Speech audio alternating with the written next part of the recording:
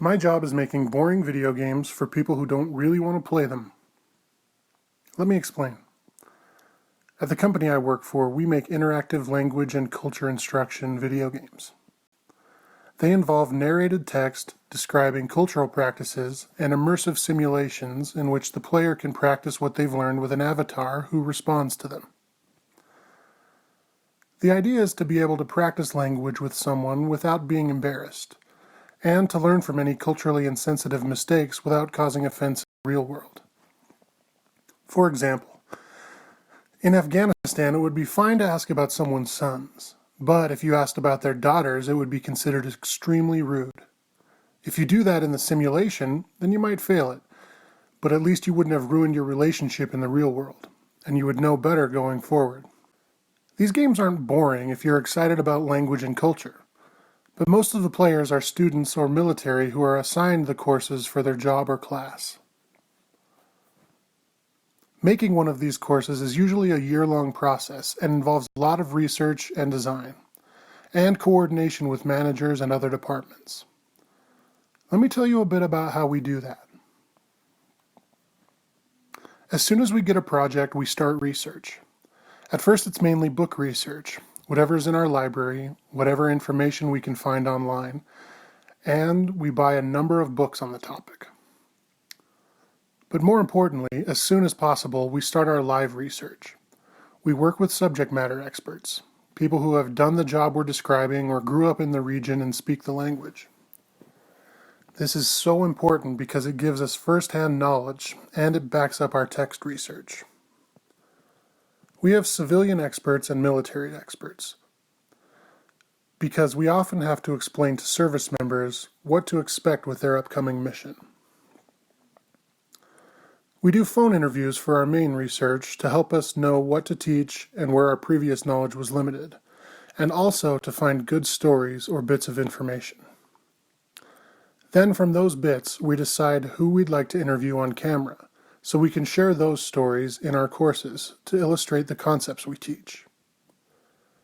In the image here, from an interview with our Russian expert, she describes growing up in the USSR, and the video comes at the point in the lesson about Russia, talking about hardships in the Soviet Union.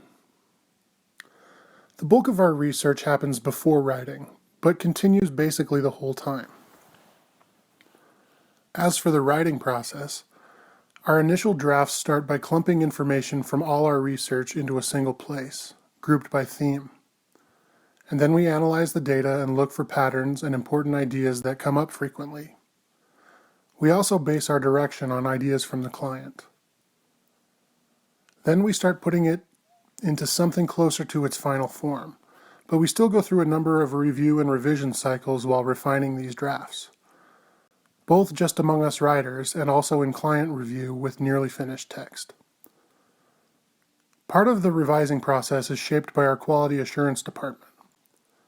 They start reviewing and pointing out potential issues with the first draft. They look for everything from grammatical errors to factual errors, and even things like combinations of words that might sound odd when read by our narrator.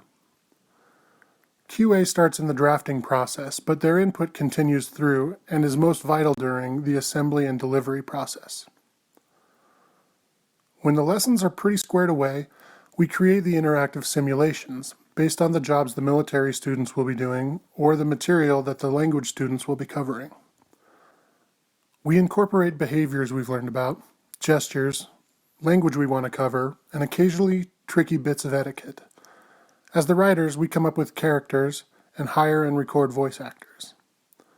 As soon as we have a solid idea where we think our research is leading us, we tell the art department the kind of characters and settings we want, and they begin developing 3D characters. Art takes a long time to complete, so we try to get our requests to them as soon as possible. Development essentially ends when the art department is finished. QA continues throughout the whole process. They note bugs, verify fixes, and give final approval of builds before each delivery.